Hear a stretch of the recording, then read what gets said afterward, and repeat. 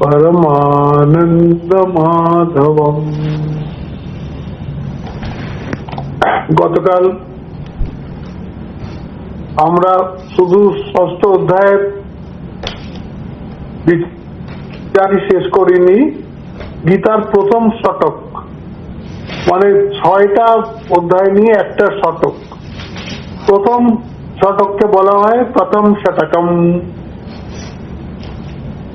এরপরে 7 থেকে 12 অব্দি এটাকে বলে দ্বিতীয় শতক, এটাকে বলা হয় মধ্যম শতকম।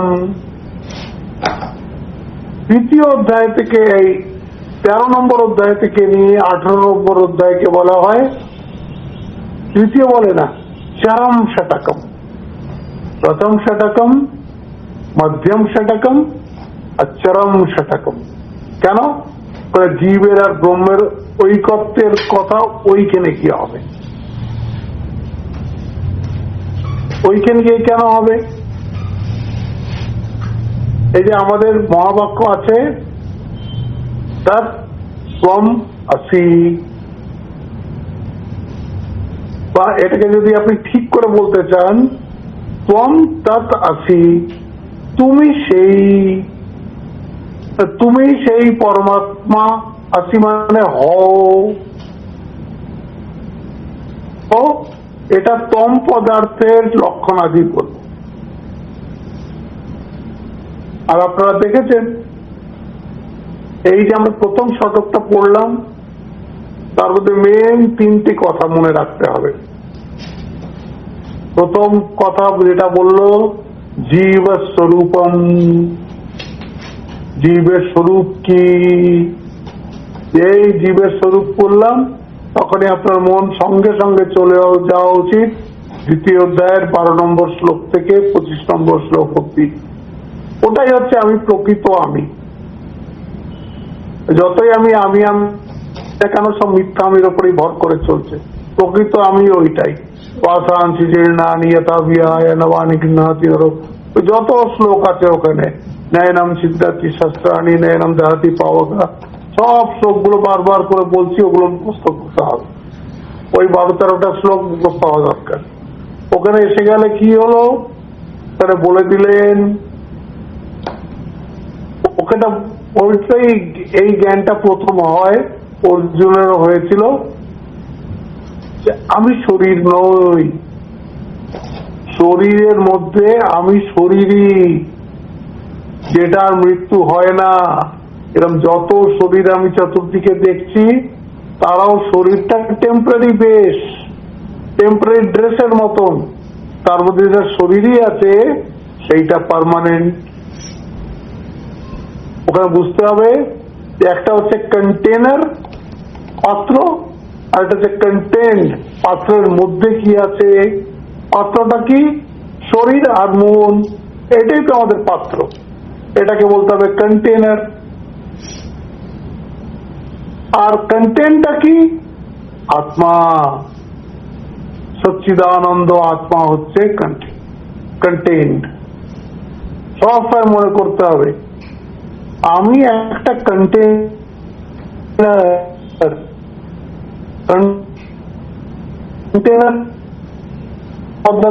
তার জন্মায়ও না, তার মৃত্যু হয় না, সে বুড়ো হয় না, সে অসুস্থ হয় না। কে হয়? শরীর, শরীরটা হয়। এই জন্যে এইটা প্রথম জীব স্বরূপে এইটা খুব ভালো করে আপনাকে বুঝতে হবে, যে এইটা প্রথম বোঝানোর চেষ্টা করেছে, যে আর সেটা শুধু সেখানেই বোঝাননি, তৃতীয় অধ্যায় বুঝিয়েছেন। এগুলো দ্বিতীয় অধ্যায়, তৃতীয় অধ্যায় যে বলছেন শেষের দিকে আছে, ইন্দ্রিয়ানি পরানিয়াহু ইন্দ্রিয়েভ্য পরম মনঃ মনসস্তু পরা বুদ্ধে ইয়ো বুদ্ধে পরতস্তু। এটা কি পঞ্চকোষ বিবেক হয়ে গেল। ইন্দ্রিয়ের থেকে উপরে মন, মন থেকে উপরে বুদ্ধি, বুদ্ধির থেকে উপরে সেই আত্মা, সূক্ষ্ম সূক্ষ্ম সূক্ষ্ম সূক্ষ্ম থেকে সূক্ষ্মতম, এটা হয়ে গেল আত্মা। চতুর্থ অধ্যায় বলেছে निराशीर्यत चित्तात्मा त्यक्त सर्व परिग्रह साइरम केवलम कर्म कुर्बन्नाप्नोति किल्बिषम। সব পঞ্চম অধ্যায় বলেছে নৈব কিঞ্চিত করোমিতি যুক্ত মন্যেত তত্ত্ববিদ। দেখুন পশ্যন স্পিন্নন সৃজন জিঘ্রণস্নন গচ্ছন স্বপন শসন বলেছে, প্ররূপণ সর্বে বলছে না নৈব কিঞ্চিত না কার্যতে, আমি কিচ্ছু করি না। বলে দিয়েছেন আমি অকর্তা, আমি অভোক্তা। ওখানে পঞ্চকোষ বিবেক হয়েছে। হ্যাঁ, মানে দ্বিতীয় অধ্যায় তত্ত্বের কথা আছে ডাইরেক্টলি, তৃতীয় অধ্যায়ও আছে, চতুর্থ অধ্যায়ও আছে, পঞ্চম অধ্যায়ও আছে। আপনি যখনই এরপরে তো ষষ্ঠ অধ্যায়টা ধ্যানের সময় আপনার এইটা সব মনে থাকা উচিত। কে ধ্যান করছে? আমি ধ্যান করছি। আমিটাকে সঙ্গে সঙ্গে এই শিক্ষাটা মনে আসা উচিত। এই শিক্ষাটাকে মনের মধ্যে রেখে তবে ধ্যান করতে হবে। আপনি যদি সবসময় মনে করলেন আমি এই শরীর দিয়ে মনোসংযোগ করছি, যেরকম আজকাল অনেকে এটাকে মনোসংযোগ বলে ধ্যানকে। ধ্যান আর মনোসংযোগ এক নয়। আমরা সোর্সে পৌঁছতে চাইছি। হ্যাঁ, সোর্সে পৌঁছতে হলে মনের সংযোগ লাগে। মন সংযোগ আমাদের উদ্দেশ্য নয়। একাগ্র হওয়া একটা কথা, আমাদের হতে হবে চিত্তকে নিরুদ্ধ, যেখানে সমস্ত সংকল্প বিকল্পই সব বন্ধ হয়ে যাবে। তো সব সময় মনের মধ্যে এই ভাবনাটা যদি আপনি না রাখতে পারেন, তাহলে জপ ধ্যানের সময় আমি আত্মা এই ভাবনাটা তো আসবে না। সারা সময় আপনি বসে বসে ভাবছেন আমি শরীর, আজকে আমার মনটা ভালো নেই, আজকে আমার শরীরটা ভালো নেই, যাই ব্লাড টেস্টটা করিয়ে আসি, যাই ব্লাড প্রেশারটা দেখে আসি।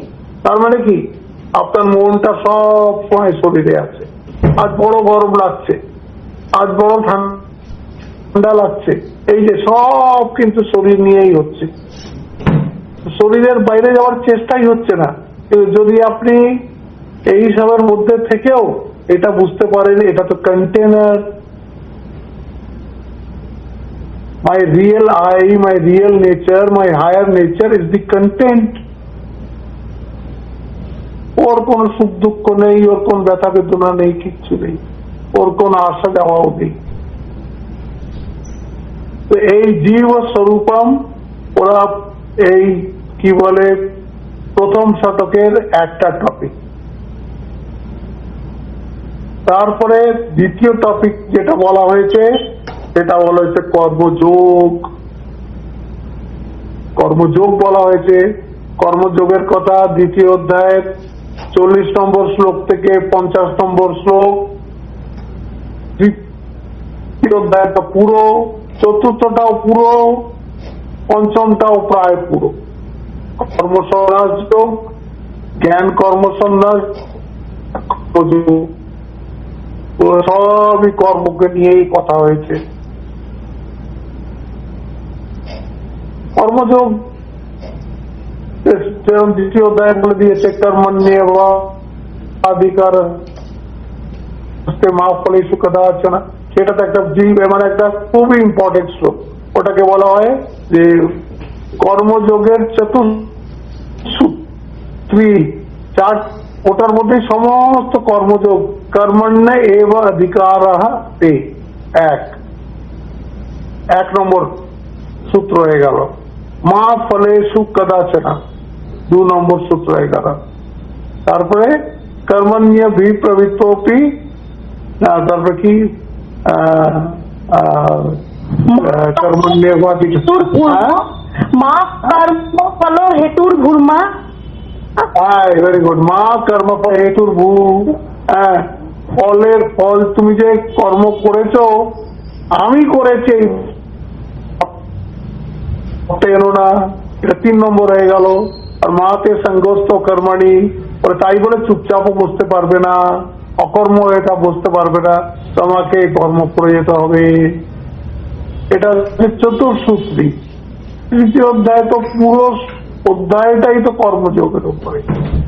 হ্যাঁ, এরকম করে কর্মযোগ আছে। তো এই কর্মযোগে এটা তো ভেরি ইম্পর্টেন্ট স্পিরিচুয়াল সাধনা, ভেরি ইম্পর্টেন্ট স্পিরিচুয়াল সাধনা। এটাকে নানান ভাবে ডিসকাস করা হয়েছে, তো সেসবের মধ্যে যাব না। যখন আমরা কর্মযোগ করেছি তার মধ্যে আমরা যথাসম্ভব করার চেষ্টা করেছি।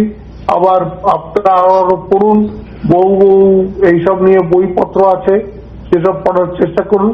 তবে কর্ম যোগ এইটা যদি জীবনে না থাকে তাহলে কিন্তু এগোনো যাবে না, আধ্যাত্মিক পথে এগোনো যাবে না। কর্মযোগের একটা অ্যাসপেক্ট হচ্ছে যে ঈশ্বর অর্পণা বুদ্ধিয়া কর্ম করতে হবে। কর্মটাই করছি, কর্ম ফলটা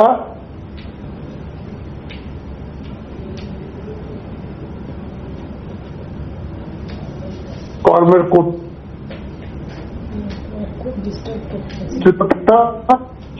সব এটা না এটা করি, যেমন বলা হোক তেমনি করি।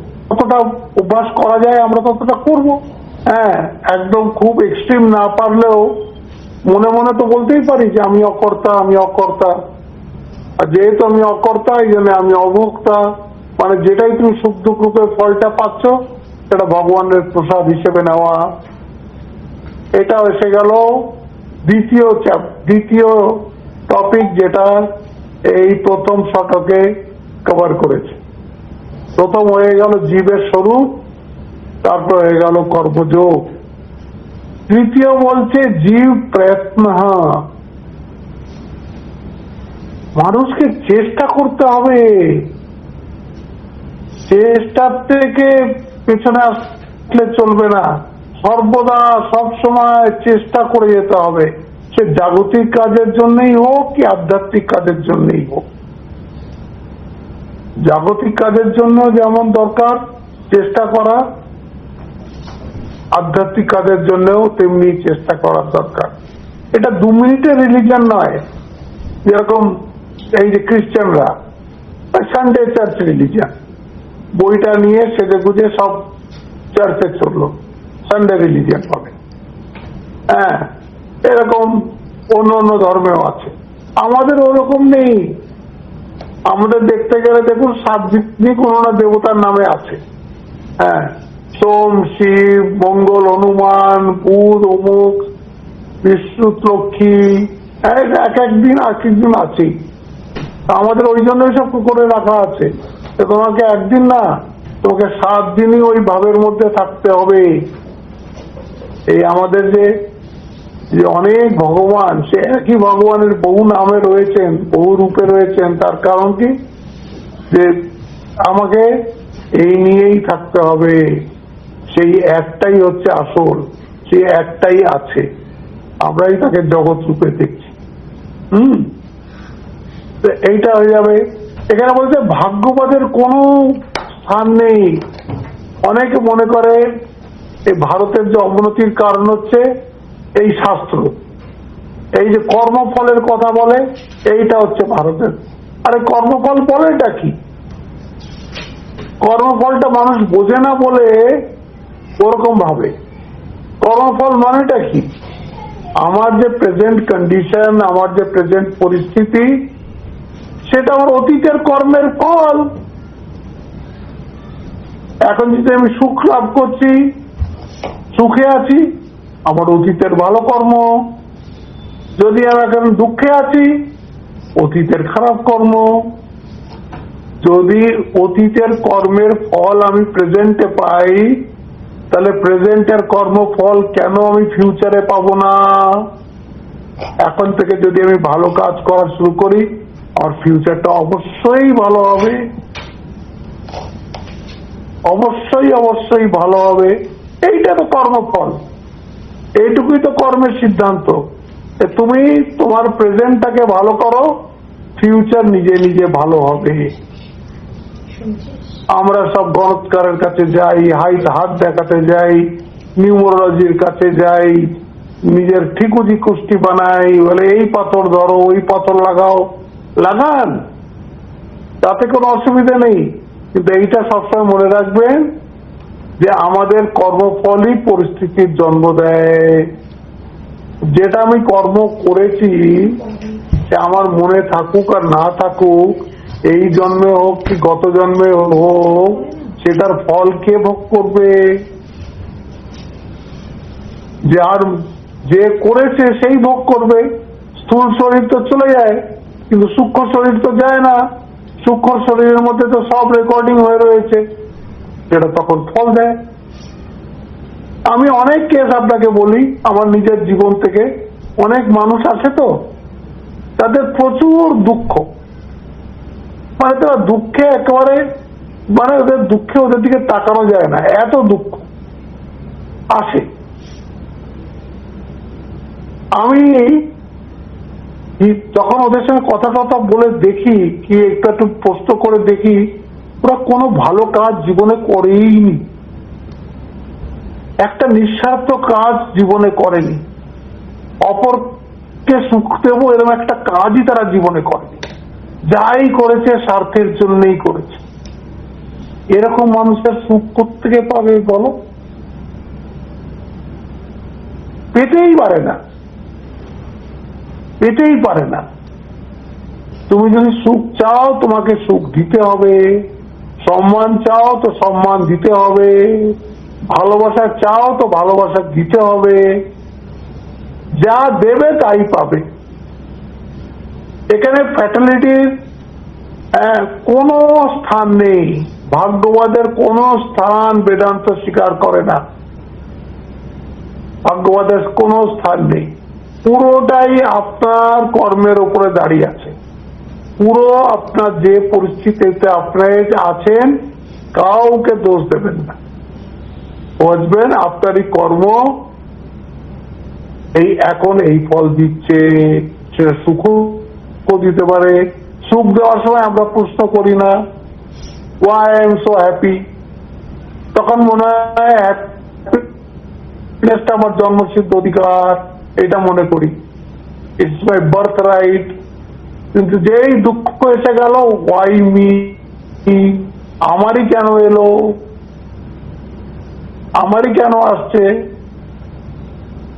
কর্মফল, অতীতের কর্মের ফল বর্তমান, বর্তমান কর্মের ফল ভবিষ্যৎ, এইটুকুই তো ব্যাপার। এই জন্য জীবকে চেষ্টা করে যেতে হবে।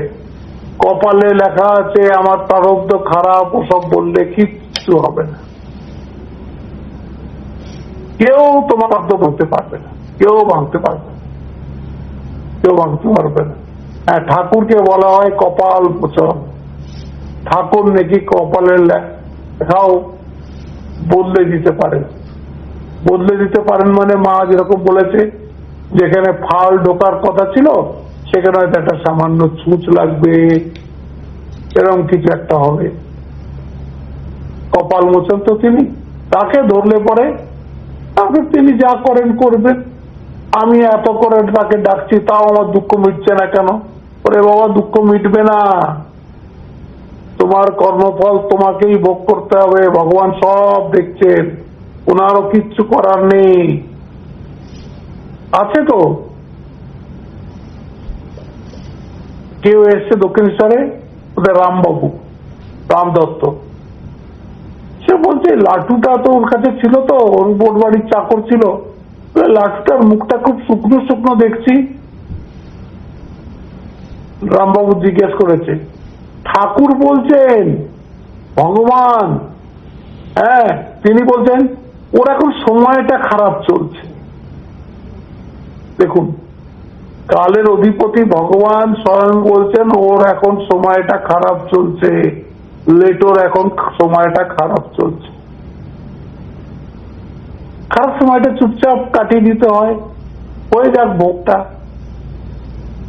ও যত তাড়াতাড়ি হয়ে যায় তত ভালো। এই জন্য এই তিনটে জিনিস হচ্ছে প্রথম শতকের সাবজেক্ট ম্যাটার।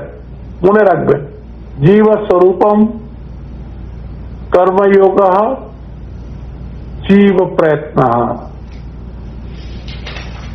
এইটা তিনটে হচ্ছে প্রথম শতকে আমরা শিখলাম। এটার উপরে ভগবান অনেক কিছুই বলেছেন, কিন্তু এটার উপরে ওর বেশি এমফ্যাসিস মানে আমরা কি বুঝেছি প্রথম শতকে, এই তিনটে কথা বুঝেছি যে আমি শরীরের মধ্যে শরীর আমি নয়, অনাত্মার মধ্যে আমি আত্মা। যেটা আমি শরীর বলে দেখছি ওটা তো অনাত্মা, ওটা তো জড়, ওটা তো বিকারী, বিনাশী, নষ্ট হবেই, বিকারও হবে। আজকে যৌবন আছে, কালকে বার্ধক্য আসবে। কত সুন্দর মানুষটা ছিল, দেখে চেনা যাবে না। এ তো হয়, এ তো ন্যাচুরাল। হ্যাঁ, এরকম করে চলে যেতে হবে। ভেতরে যে শরীরই আছেন যিনি, তার কোনো আসা যাওয়া নেই। তাতে যখন আমি অভিমান হয় তখন ওটাকে বলা হয় জীবাত্মা। আসলে সেটা পরমাত্মাই। যেই ওর মধ্যে আমি যোগ হয়ে গেল, সেটা হয়ে গেল জীবাত্মা। আমি যেই এসে গেল শরীরের সাথে, মনের সাথে, আমি জীবাত্মা হয়ে গেলাম। আর জীবাত্মা যখনই হয়ে গেলাম, তখনই আমি কর্তা ভোক্তা হয়ে গেলাম। কর্তা ভোক্তা হয়ে গেলাম কি, কর্মের সংস্কার আমার মধ্যে রাখলো, সেই নিয়েই এই জীবাত্মা চলে গেল আরেকটা দেহের মধ্যে, সেখানে গিয়ে সুখ দুঃখের ফল ভোগ করছে। এই চলবে। এটা হয়ে গেল প্রথম শতক। আজকের থেকে হচ্ছে দ্বিতীয় শতক। আপনারা এখানে দেখুন, গীতাতে শেষ অধ্যায়, যেটা আমরা ষষ্ঠ অধ্যায় পড়েছি, তার লাস্ট লাইন হচ্ছে শ্রদ্ধাবান ভজতে ইয়ো মাম সমে যুক্ততমো মতঃ। শ্রদ্ধাবান ভজতে ইয়ো মাম। হ্যাঁ, এই যে দেখবেন, এই যে প্রথম শতকটা এলো, আজকে আমি গীতাটা দেখছিলাম, এর মধ্যে ঈশ্বর শব্দ মাত্র একবার এসছে। অজোপি সন অব্যয়াত্মা ভূতানাম ঈশ্বরোপি সন। ওই একবার ঈশ্বর কথাটা একবারই এসছে চতুর্থ অধ্যায়, যেখানে অবতার তত্ত্বের কথা হচ্ছে, সেখানে ঈশ্বর কথাটা একবার মাত্র এসছে। তারপর ভগবান অনেক জায়গায় মম কি মায়া কি মই এরম করে বলেছেন। তাও এই 5টা অধ্যায়ের মধ্যে ভগবান 2-3 মাত্র বলেছেন। মম শব্দ বোধহয় 2-3 বলেছেন, মম মায়াও ওরকম 2 বলেছেন, মইও 3 বলেছেন। মানে ঈশ্বরের কথা প্রায় হয়নি, ঈশ্বরের কথা হয়নি। এখানে বলে দিন, শ্রদ্ধাবান ভজতে ইয়ো মাম সবে যুক্ততমো মতঃ। এবার এই জন্যে এই 7ম থেকে 12 অধ্যায় অব্দি এটাতে তৎপদার্থের লক্ষণ আদি বলবেন। তৎপদার্থ মানে ঈশ্বর। ওখানে ছিল ব্যষ্টি, এইখানে এসে যাচ্ছে সমষ্টি, যেটা আমরা বেদান্ত সারে পড়বো। ব্যষ্টি অজ্ঞান আর সমষ্টি অজ্ঞান। ব্যষ্টি অজ্ঞান আমাদের ইন্ডিভিজুয়াল অজ্ঞান, সমষ্টি অজ্ঞান বললে সেটাকে ঈশ্বর বলা হয়। সেটা কি করে সমষ্টি অজ্ঞান ঈশ্বর হয়, সেটা আমরা বিশুদ্ধভাবে দেখবো। আজকে আর সেটা নিয়ে কথা বলছি না। তো ওইখানে ছিল কর্মযোগ, তারপরে না, আগে ছিল জীব স্বরূপম। এইখানে টপিক হয়ে যাবে ঈশ্বর স্বরূপম। ওখানে ছিল জীব, সে আত্মা আর অনাত্মার মিক্সচার। আত্মার অনাত্মার মিক্সচার হয়ে তো সে জীব হয়। আমি বললে আমার শরীরও আসে, আর আমি বললে আমার চৈতন্য আসে, দুটো মিলে জীব হয়। এখানে বলছে ঈশ্বরের স্বরূপম। ঈশ্বর স্বরূপম মানে ঈশ্বরের সগুণ অ্যাসপেক্ট আর নির্গুণ অ্যাসপেক্ট। সগুণ নির্গুণ মিলে হচ্ছে ঈশ্বর, সগুণ এবং নির্গুণ মিলিয়ে হচ্ছে ঈশ্বর। এখানে একটা টপিক আসবে ঈশ্বরের স্বরূপম। ওখানে ছিল কর্মযোগ। এখানে হয়ে যাবে ওটা উপাসনা বা ভক্তি যোগ। দেখছেন, ওখানে ছিল কর্মযোগ প্রথম শতকে, দ্বিতীয় শতকে হয়ে যাবে উপাসনা বা ভক্তি যোগ। উপাসনা যোগ বলতে পারেন, ভক্তি যোগ বলতে পারেন। তৃতীয় ওখানে ছিল জীব প্রয়ত্ন,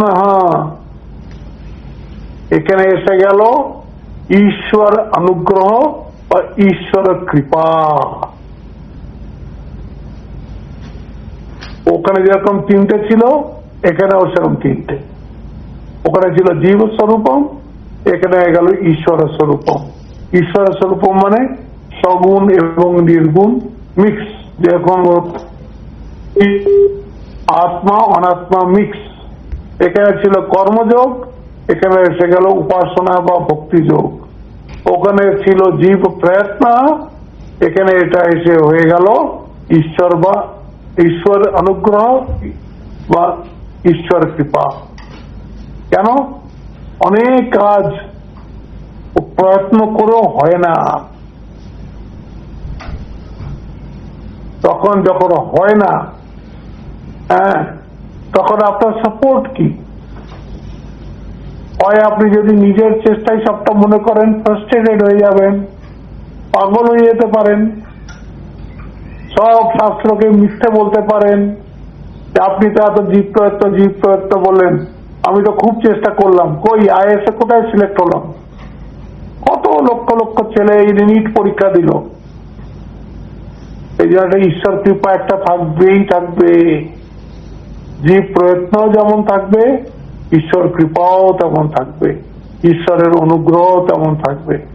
এই তিনটে কথা মাথায় রেখে আমাদেরকে এবার এই সপ্তম শ্লোকে, সপ্তম অধ্যায়ে আমাদেরকে ঢুকতে হবে। এই তিনটে মনে রাখতে হবে। একটা হচ্ছে ঈশ্বর স্বরূপম, একটা হচ্ছে উপাসনা যোগ, আর একটা ঈশ্বর অনুগ্রহ বা ঈশ্বর কৃপা। এইগুলো মনে রাখতে হবে।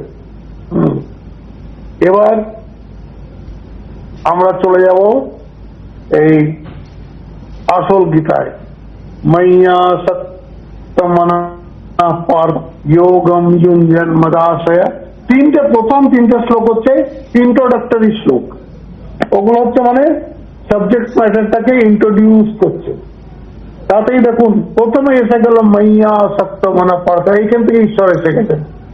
মই মানে কে? ভগবান শ্রীকৃষ্ণ, মানে অর্থাৎ ভগবান।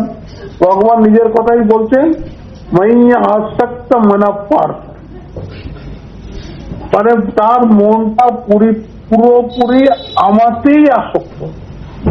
তার মনটা সংসারে কোনো জিনিসে আসক্ত নয়, স্ত্রী পুত্রে আসক্ত নয়, ধনে আসক্ত নয়, পদ প্রতিষ্ঠায় আসক্ত নয়, শরীরে আসক্ত নয়। তার পুরো মনটা ভগবানে আসক্ত। বইটা খুলে নি। ময়্যাসক্ত মনা পার্থ যোগম যুঞ্জন মদ আশ্রয়। এই দুটো সব খুব ইম্পর্টেন্ট। একটা হচ্ছে তার কোনো আর অবলম্বন নেই, আমাকে ছাড়া সে আর কারোর ওপরে সে অবলম্বন নেয়নি, সে সব কিছু ভগবানের উপরে ছেড়ে দিয়েছে। ময়্যা সত্য ময়া কোথায় গেল?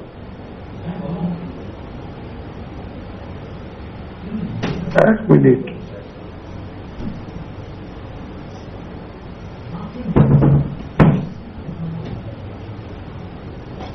योगम युंजन मदाश्रय असंशयम महाबाहो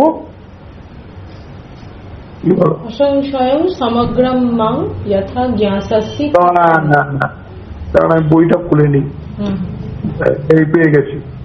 ময়্যাসক্ত মনঃ পার্থ যোগম युञ्जन मदाश्रय असंशयम समग्रम मां। असंशयम মানে কি? তোমাকে একদম সংশয় রহিত জ্ঞান দেব। असंशयम महाबाहो समग्रम। বলছে তুমি আমার একদম অসংশয় জ্ঞান মানেটা কি? এখানে ভাষ্য দিচ্ছেন পরোক্ষ জ্ঞান এবং অনুভবাত্মক জ্ঞান। একটা হলো কি, আমরা পড়ে যেটা বুঝলাম সেটা হচ্ছে পরোক্ষ জ্ঞান। আমরা পড়ে কি বুঝবো? ভগবান সর্বত্র রয়েছে,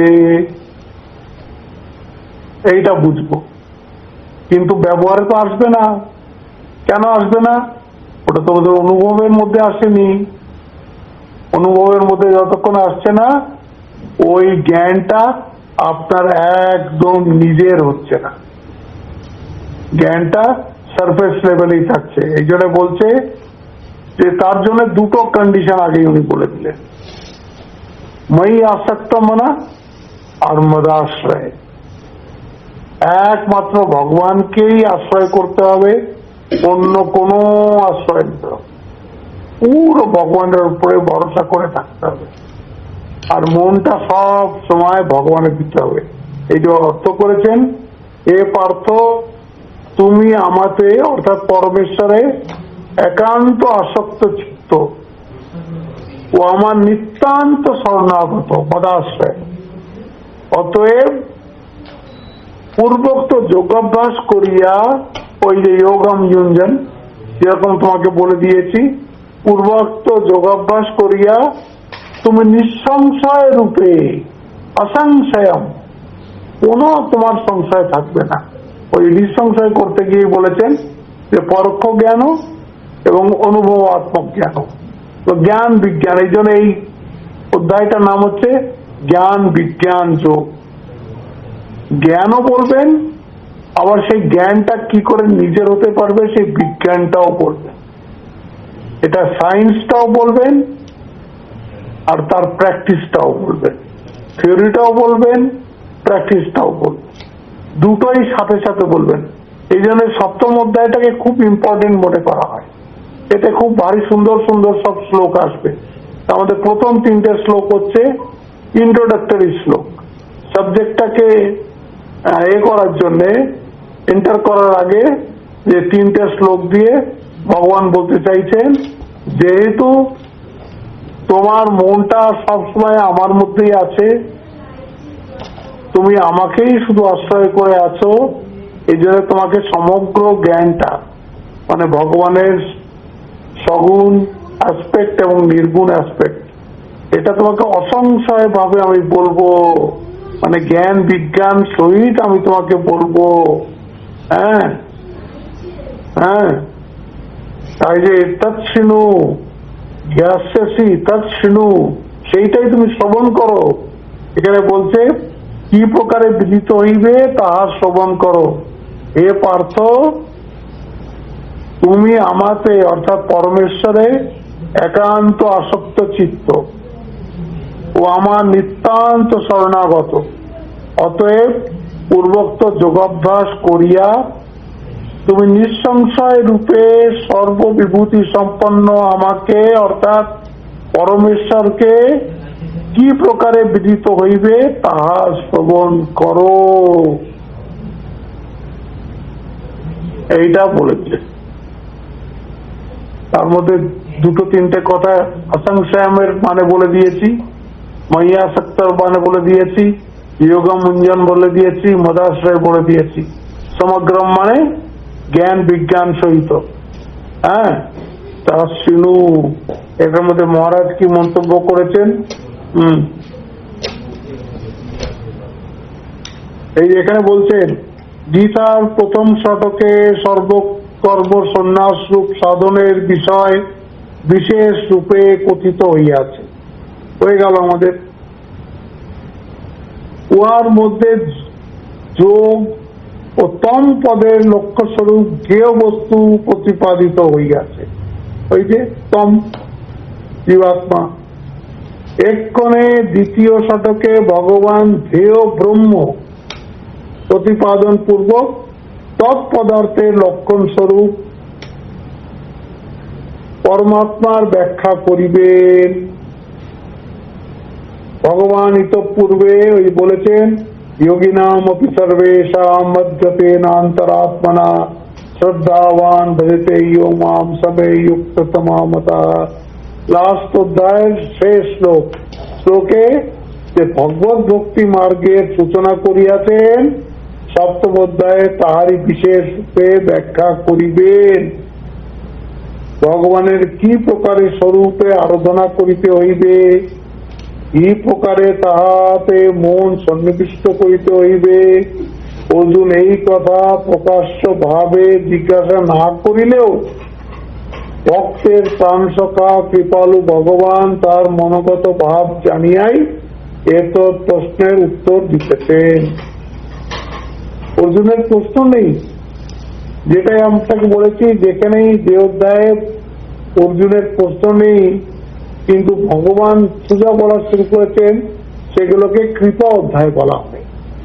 মানে একদম কৃপা পরবশ হয়ে জীবের উদ্ধারের জন্য ভগবান নিজের থেকেই বলে যাচ্ছে, এটাকে কৃপা অধ্যায় হয়ে গেল। অষ্টম অধ্যায়ের আগে প্রশ্ন আছে, হ্যাঁ, আবার নবম অধ্যায়ের আগেও প্রশ্ন নেই, রাজবিদ্যা রাজগুহ্যতেও প্রশ্ন নেই। যেখানে প্রশ্ন নেই সেগুলোকে বলা হয় কৃপা অধ্যায়। ভগবান কৃপা পরবশ হয়ে নিজের থেকেই বলছে। এখানে বলছেন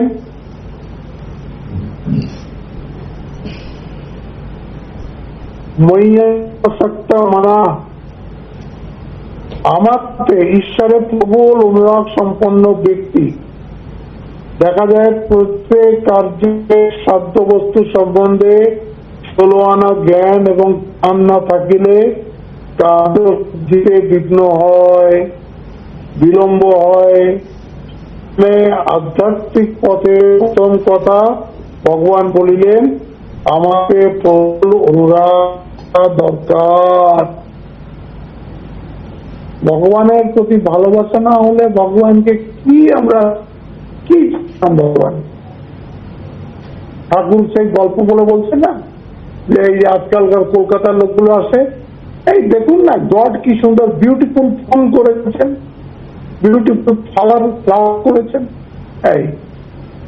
এটার সাথে গড সম্বন্ধে, ভগবান সম্বন্ধে তো শুধু এইটুকুই ধারণা, বিউটিফুল ফ্লাওয়ার করেছে, ওইটা ওরকম করলে হবে না। ভগবানকে যদি সমগ্রভাবে ভাবতে হয় তাহলে তাকে সমগ্রভাবে জানতে হবে। যাকেই আপনি ভালোবাসবেন তার সম্বন্ধে যদি আপনার জ্ঞান না থাকে তাহলে আপনি ওকে কি করে ভালোবাসবেন? সাধারণ আমাদের ভালোবাসাবাসীর মধ্যেও প্রথমে হয়তো একটা মিউচুয়াল অ্যাট্রাকশন হলো, কিন্তু when that friendship becomes deeper, then you want to know about that person. জানতেই হবে তার সম্বন্ধে, সমস্ত না জেনে তার সঙ্গে কি করে ভালোবাসা হবে। এখানেও সেইটা একদম যে মই আসক্ত মানা সেই পারে। হ্যাঁ, তারপরে বলছেন এটা হয়ে গেল মই আসক্ত মানা।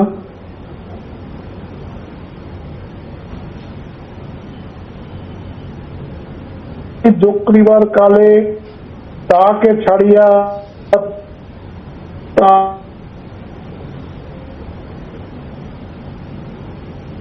আর বিভূতি ঐশ্বর্য প্রভৃতিতেও সাধকের মন দিকে মন গেল না। ভগবানের এই যে প্রকৃতি, লোয়ার প্রকৃতি, সেটাও আসবে। এটাকে বলবে লোয়ার প্রকৃতি, আর একটা হচ্ছে হায়ার প্রকৃতি। পরমা প্রকৃতি একটা হবে, আর একটা হবে সাধারণ প্রকৃতি।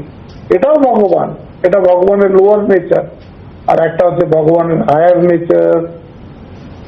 একটা হচ্ছে সগুণ সাকার, একটা হচ্ছে নির্গুণ নিরাকার। হ্যাঁ, সেখানে বলছে প্রভৃতিকে সাধকের মন কখনো কখনো ভাবিত হয়। ভগবানের ঐশ্বর্যাদিতে মন ভাবিত হইলে অনেক সময় তার প্রতি আকর্ষণ একটু কম হইতে পারে। হবেই, তোমার তো ঐশ্বর্যের দিকে মন গেছে, তোমার যেই ঐশ্বর্যের দিকে মন গেছে। এই যে অনেক সময় হয় না যে আমার কোন ছোটবেলাকার বাল্য বন্ধু হঠাৎ বহু বছর পর দেখা হলো, কিন্তু তখন সে একটা বিরাট লোক হয়ে গেছে, হয়তো কোথাও ডিএম হয়ে গেছে, কিছু হয়ে গেছে, আপনি নিজের সামান্য যতই আপনার সে বন্ধু হোক, যত সময় আপনারা একসাথে কাটিয়ে থাকুন না কেন, যেই আপনার মনে আসবে ও তো ডিএম, আপনার সেই ভাবটা আর থাকবে না। তার সাথে আর আপনি সেই ছোটবেলার কথা আর বলতে পারবেন না। মাঝে ঐশ্বর্যের দেওয়াল এসে যাচ্ছে, মাঝে পাওয়ারের দেওয়াল এসে যাচ্ছে, এরকমই হয়। এই জন্য বলছে যে ওই ঐশ্বর্যের দিকে যদি মন যায় তাহলে ভগবানের প্রতি ভালোবাসা কম হয়ে যায়। এই জন্য বলছে, বৈষ্ণবরা বলেন, মর্যাদা হইতে কোটি সুখ স্নেহপূর্ণ আচরণে, মর্যাদা হইতে কোটি সুখ স্নেহপূর্ণ আচরণ। স্নেহপূর্ণ আচরণে যে আনন্দ, সাধককে সাবধানে থাকিতে হইবে। ভগবানের উপর টান আছে না ঐশ্বর্যের মর্যাদার উপর মন পড়িয়া আছে, লক্ষ্য রাখিতে হইবে। হ্যাঁ, এইটা সবসময় মনে রাখতে হবে। ভগবানের উপর টাইম হয়ে গেছে, এখন শেষ করে দেবো। ভগবানের উপর প্রীতি অবিচল থাকিলে মন সর্বদাই তাহাতে যুক্ত থাকে। সুতরাং ভগবানের ঐশ্বর্য মাধুর্য ষোলনাই জানিতে বুঝিতে পারা যায়। যেমন কোন একজন প্রিয় বন্ধুর সঙ্গে অনেকদিন বাস করিলে তার অন্তরের বাইরের সব ব্যাপারই জানা যায়, ইহাও ঠিক ঐরূপ। ভক্তির সহিত ভগবানের উপাসনা করিলে শাস্ত্রাদি পাঠ না করিয়াও ভগবানের বিষয়ে পূর্ণ জ্ঞান হইয়া থাকে। তার সবচেয়ে বড় উদাহরণ ঠাকুর। না বলে যে একবার ধরলেন, সমস্ত কিছু ভুলে গেলেন। বাকি তো সব ওর পরে সব জ্ঞান এসে গেল, কিছু শুনলে অন্য পরের কথা। প্রথম যখন উনি মাকে ভালোবাসলেন, একদম মন প্রাণ ঢেলে দিলেন। মাইয়া আসক্ত মানে পার্থাই দাস। হ্যাঁ, মাই তাকে সব বলে দিলেন, সব রাস ছেড়ে দিলেন, মাই তাকে সব জ্ঞান দিয়ে দিলেন। আজ এই অবধি থাকলো। পরের সোমবার আমরা এই দ্বিতীয় শ্লোক থেকে শুরু করব। জ্ঞানন্তে हम सभी জ্ঞান আছেন। প্রথম তিনটে শ্লোক হচ্ছে ইন্ট্রোডাক্টরি শ্লোক, তারপরে হবে আসল খুব বেদান্তের খুব ভালো ভালো কথা আসবে। শ্লোক হয়ে যাক, আমরা দ্বিতীয় শ্লোক থেকে পরের সপ্তাহে শুরু করবো। ওম শান্তি শান্তি শান্তি হরি ওম তৎসৎ। দুটো কথা বলে শেষ করব। বৃহস্পতিবারে বেদান্ত সারের ক্লাস হবে, যেরকম আমরা প্রত্যেক